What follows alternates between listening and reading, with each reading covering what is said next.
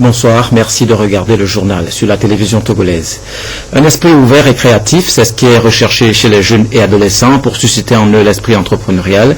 Et des jeunes sélectionnés dans l'Omé commune viennent de mettre à profit leurs vacances 10 jours d'initiation à divers travaux manuels et activités génératrices de revenus sous l'égide du ministère du Développement à la base de l'artisanat, de la jeunesse et de l'emploi des jeunes. Sylvain Raptou.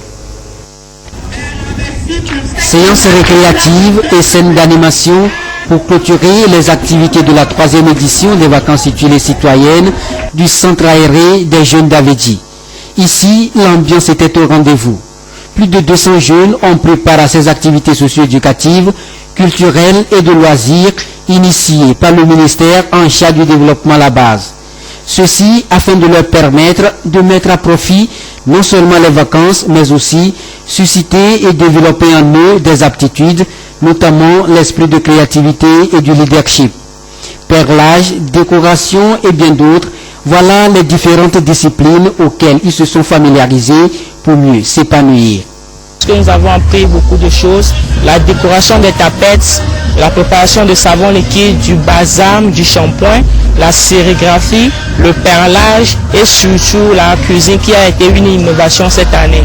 Et je pense que ce sont des occasions comme ça qui peuvent permettre aux enfants de se retrouver, de fraterniser, de comprendre que même si nous avons des différences culturelles, même si nous venons d'horizons divers, nous sommes appelés à cohabiter ensemble, à marcher ensemble pour permettre à notre nation de pouvoir avancer. Les 10 jours passés dans ce centre n'ont pas été vains selon les jeunes. En tout cas, ces expositions issues de leur savoir-faire en sont quelques illustrations. La ministre Victoire Tomé-Gadobé s'est réjouie des produits finis et a appelé les jeunes à plus de courage et d'assiduité pour être de véritables leaders de demain. Nous voulons que la jeunesse togolaise soit toujours bien formée, bien éduquée. Et pour cela, il faut absolument que vous puissiez passer une bonne année scolaire.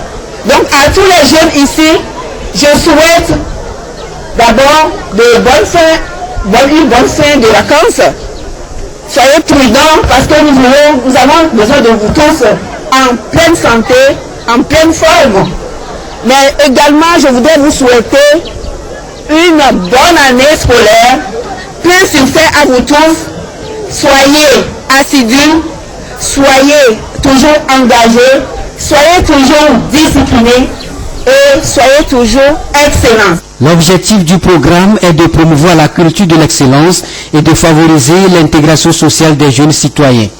Son exécution suscite aujourd'hui un engouement auprès des jeunes et contribue à l'instauration d'un climat de cohésion sociale et de solidarité nationale. L'esprit est le même, mais le contexte diffère. Ceux que vous allez voir maintenant sont des enfants handicapés de la préfecture de l'Est Mono. Ils ont bénéficié d'une sortie récréative et d'échanges socioculturels. C'est la concrétisation du projet Promotion des droits des enfants handicapés à travers la réadaptation à base communautaire projet initié par Plan Togo. Rachel Aoukou. Ils sont des enfants handicapés et visitent pour la plupart la première fois l'Omé. Ils viennent de 8 différentes communautés de la préfecture de l'Est Mono et bénéficient de ce camp de récréation et d'échanges socioculturels dans le contexte du projet Promotion des droits des enfants handicapés à travers la réadaptation à base communautaire de Plan International Togo. Vous savez, dans nos communautés, les personnes handicapées sont marginalisées et donc privées de certains de leurs droits. Les enfants handicapés le sont doublement du fait de leur statut d'enfant et du fait qu'ils sont handicapés. Ce projet, mis en œuvre par Plan International Togo et ses partenaires, fait la promotion des droits des enfants handicapés. Donc l'organisation de cette activité permet à ces enfants de découvrir les places importantes de Lomé et donc de réaliser leurs droits. Je suis venu à Lomé la première fois. J'ai visité la TVT, la plage, la place de l'indépendance et le port de pêche. Je suis très fière de venir à Lomé. Ces 50 enfants handicapés au cours de leur sortie ont également visité le Bureau national de Plan International Togo pour des échanges sur le projet réadaptation à base communautaire dont ils sont bénéficiaires.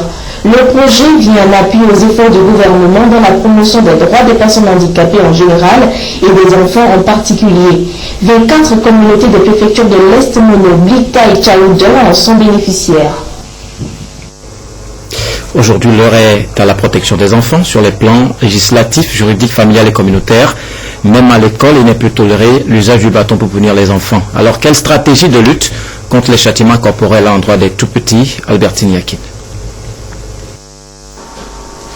Le projet de l'éducation sensible au genre et sans violence prône au sein des familles, des communautés et dans la société des dispositions légales pour protéger l'enfant contre toutes sortes de violences. Le dispositif juridique légal au Togo interdit le châtiment corporel. Quand vous prenez le code de l'enfant, c'est bien dit qu'il est interdit le châtiment corporel à l'école, en famille et dans les lieux d'apprentissage. Donc il y a d'autres manières d'éduquer les enfants que d'utiliser le bâton ou que d'utiliser d'autres moyens de violence pour faire impression ou pour soumettre l'enfant à quelque volonté que ce soit pour les besoins de l'adulte. Il y a plusieurs stratégies qui font appel à plusieurs domaines de l'éducation. Il faut penser un peu à la psychologie de l'enfant, il faut penser un peu à la pédagogie, aux méthodes d'enseignement pédagogique qui utilisent d'autres alternatives que le bâton.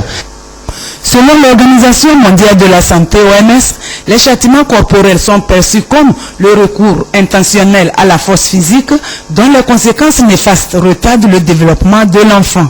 Donc il est important de cultiver la patience, en sachant qu'un enfant, c'est un être qui est en construction et qui a besoin d'être accompagné. Et nous, les adultes, imaginez le nombre d'erreurs que nous avons commises avant d'être là où nous sommes aujourd'hui. Et que nous continuons toujours pas à commettre des erreurs. Et qui nous frappe quand nous commettons des erreurs. Qui nous maltraite quand nous commettons des erreurs. Un enfant, c'est un être humain comme tout être humain. Et ce qu'on te fera qui ne te plaira pas, il est important que tu ne le fasses pas à l'enfant. C'est-à-dire, vous avez connu la violence et que vous ne faites pas un travail sur vous pour comprendre que la violence elle est contre-productive, sur les enfants elle est contre-productive, vous avez perpétué la même erreur.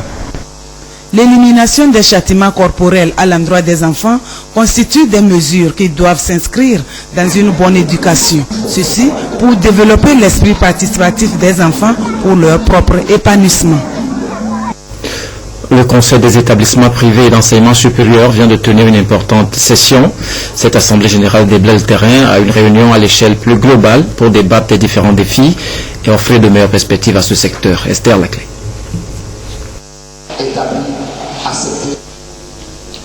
Le Conseil des établissements privés d'enseignement supérieur CEPES sera bientôt en assemblée générale ordinaire pour les états généraux de l'enseignement supérieur privé du Togo. Il s'est donc agi au cours de ces assises de jeter les bases de cette prochaine rencontre qui vise sans nul doute à préparer la rentrée scolaire 2015-2016.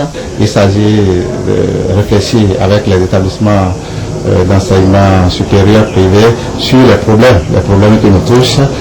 Principalement, nous avons évoqué la question de l'agrément. On a élevé de façon drastique ce montant-là qui est passé de 200 000 à 5 millions.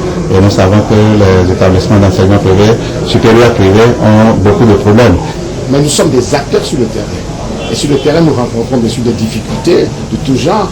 Et il est important quand même que nous puissions faire, nous, des recommandations à nos ministères pour que des décisions adéquates puissent être prises à haut niveau. Le CEPES a pour objectif d'œuvrer pour l'harmonisation et la bonne marche des établissements privés au Togo. En tant que partenaire de l'État, ces écoles ont un rôle à jouer dans la formation de la jeunesse. Les universités publiques ont les ressources humaines compétentes. Ils peuvent aider par des échanges, par des accords de coopération les établissements privés. C'est pour ça que nous avons créé cette convention qui regroupe donc les établissements privés d'enseignement supérieur et les universités publiques du Togo.